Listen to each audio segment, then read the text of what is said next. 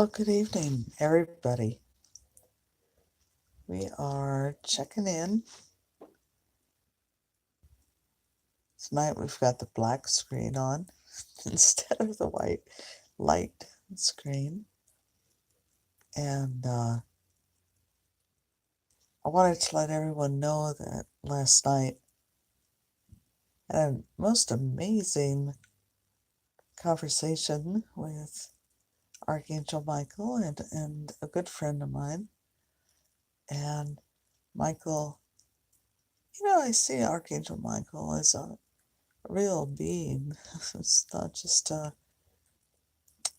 figment of my imagination. Is really speaks to me and talks to me throughout the day. Maybe some of you have that experience as well. It's possible, and always glad to know of other people's experiences with guides and beings of light. So much information that can be shared, and certainly is helpful and enlightening, as there's so much still for me to learn. But one of the really most interesting things that was shared during that session last night was that a reminder that in fact it's not just the earth that's going through this consciousness shift, that actually other planets in our solar system are shifting along with the shifting planet Earth. And this is, in other words, it's not just a global phenomenon, but it's also a solar system phenomenon, which is kind of an outstanding thought. I thought that our entire zodiac is changing and shifting. You can imagine that everything's evolving. So what we used to think of as the 12 signs of the zodiac are actually in a process of shifting as well and showing some evolution. And that way there is this sense of impermanence of things. And that impermanence is, for me, I don't know how it is for everyone else, is a bit disquieting sometimes because it leaves me feeling a bit raw and open and like not quite sure, like maybe a child on its first days of going to school or a new school, uh, wondering what are things going to be like, and will I be okay, and do I really know enough stuff to get through whatever these changes are that we keep hearing about and talking about. Certainly a lot going on, both, not only in terms of the earth changing, which some people I know are feeling really panicky about or anxiety about. And then also politics are changing. There's a lot of saber rattling around the planet right now between major powers politically. Uh, it's just so many things to think about and sort out. Not to mention just how to get through a day, right? So, drive safely, plan carefully, watch our finances, deal with future events, while also just being present for ourselves and our families and loved ones. Some of you may have been going through career changes. I certainly am. And just living and learning seems to be speeding up phenomenally. So much to think about. And as we are taking time to breathe, these sessions that I do, or even these live broadcasts, are just opportunities to open to the heart of love, the very central part of love, bringing in the concept of angels, which is new. I'm finding out to some people. So for me, I wanted to discuss just very quickly how it was that I came to have direct communication with the archangels, which occurred pretty specifically around 1991 when I was just entering into a program of 12-step program dealing with my own drinking at that time. It's been a long time of sobriety for me and being a part of the program. And I was becoming acquainted with the idea of a higher power, which was very new to me. And really connecting and recollecting in the group process different ways that religion had weighed in on my life, in positive and negative ways, and ways that I was resisting the idea of God or a concept of a higher power, and being a little bit nervous about giving over any kind of power to another power, another being. And I really felt like I wanted to be, at that time, I wanted to be in charge. I wanted my life to be a certain way. And in the context of that time in my evolution, there was a lot of me, me. This is what I want. This is what I think. This is what the world should be. All for me, me, me, me. And in the context of the 12-step programs, I learned more about we, the WE of the world, that I wasn't the only one going through problems, that oftentimes there were people that had things much, much worse than I did. And there were people that were having the easier time. So it's sort of both. And I learned to be very humble in those groups because it was astonishing how different people's levels of suffering were, no matter how much money they had, how much education, what clothes they wore, what cars they drove, what their jobs, houses, all of it. When you got into that 1 hour meeting room, really didn't matter. Everyone's struggle was about the same, honestly, give or take. Some people worse, some people better. And so to say that that in itself was a godlike experience for me probably understates that. So there was a real sense of community and companionship, and the anonymity and the safety was so important. The ethics of the work that I do is related to anonymity and keeping people safe as they share their own stories, share their struggles and their hardship. There's no doubt that humanity could be a rough place, right? It's a challenging place. There's people who are tuned in to wanting to do well in life, treat other people fairly, and then there are definitely other people who really, really don't care, or seem to care at this point in their own evolution about how other people are treated or how to care for one another. There just seems to be kind of a split of different types of people in the world. And we've all heard that, right? Like there's givers and takers.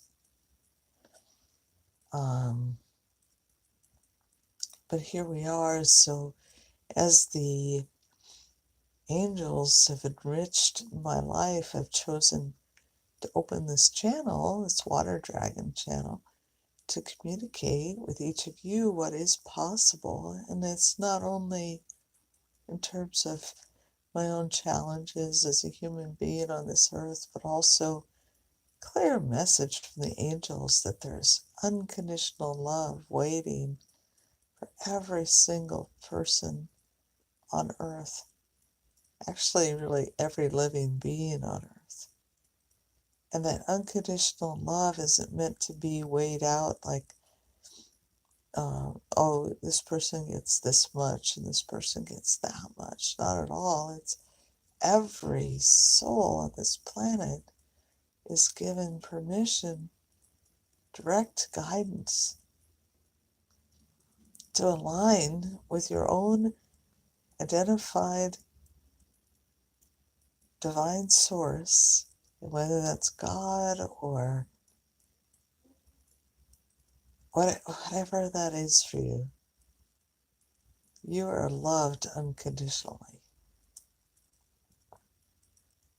And sometimes it may not look like it, right? Because we could weigh those things out by how much money we have or what our jobs look like or why does this person have that and I only have this. And it's easy to begin to feel doubt or concern that maybe we're not as loved as somebody else. Why do they have a relationship and I don't? Why do they have children but I don't? All those things. But here we are, and you are, and we're alive, and there's an abundance of appreciation, believe it or not, for your courage and your determination. And this is where I see the angels as a bridge. My understanding is that they're a bridge, whether in your personal communication with them or your prayers, to help align with the reality that love is a pure energy that is real. It is so real.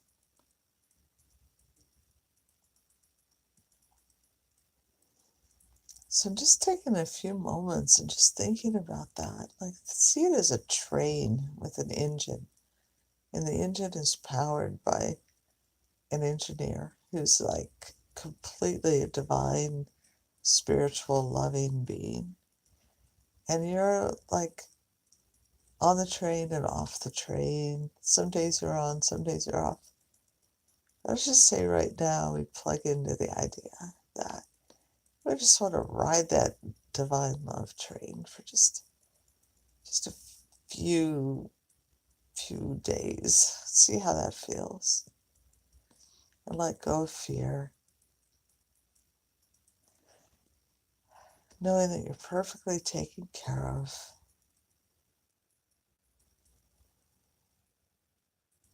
Your nervous system may be a bit rattled. You may be worried about the future.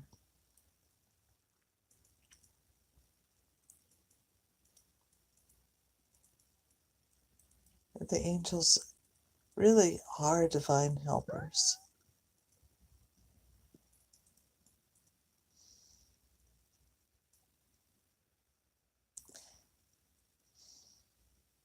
So going back to my story when I was in my beginning parts of my 12-step program, was doing a lot to walk my walk and talk my talk, as they say. And I was reading daily meditations, and trying to open my heart and my mind to the possibility of what is my higher power, what does my higher power have to say to me, and how can I improve my life? And there were days that I felt so down, like I could never, ever get enough strength or courage to pull it back together and have a full life. It just seemed improbable, like no way, that could not happen to me. It could happen for other people, but not for me, I thought. And there was one morning where I woke up and I was having this particularly difficult time with my marriage and young kids at home, and just feeling at the end of my rope, and I actually felt this nudge or heard a voice that said, why don't you just walk outside for a minute? And it's like, all right, either I made that up or I really heard a voice. I don't know, but I'm going to go ahead and follow it for the heck of it. What the heck? So I got up. I just walked outside, and it was a really kind of cold and blustery day, I remember. And I went out and walked to the sidewalk, and there was a little crack in the sidewalk, and out of this crack was growing this little itsy bitsy tiny plant. And it was just this little nudge like, look, if this plant can grow out of this little crack in the sidewalk, you, you with all of these gifts, all this talent, you can do what you need to do on this earth. You just start, you set a little root, a little bit of growth, a little patience. You'll be fine. It's sort of this really like a godlike voice was saying to me, you'll be fine. And I want to tell you that story now because we are going through so many changes. And I keep hearing that we're going to be fine. It's going to work out. But we do need to keep the faith that love and light are persistent. And it feels really hard sometimes, right? And there's just so many challenges. Whether it's health or relationships or money or work, or whatever it is. So taking those moments to establish gratitude, deep appreciation for just learning, being a part of the school we call this planet Earth. And finding, even if it's just one person or a book or channels like this YouTube channel or a different channel, other people, whatever works for you is all that matters, really. It makes a difference in your life. Then turning around and giving.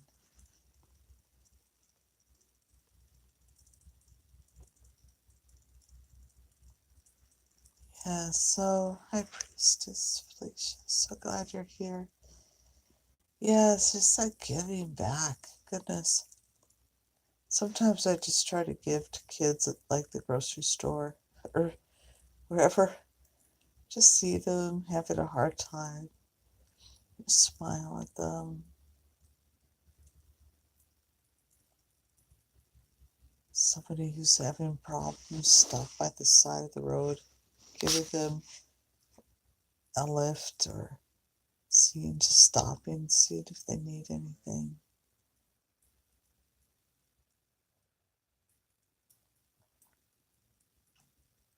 So anyway, just a quick note, everyone. Stay in faith, stay in love, stay encouraged. And knowing that it is really a process, day by day, minute by minute, praying for good outcomes, not only for ourselves, but for others. Thank you again for tuning in. Much love to you.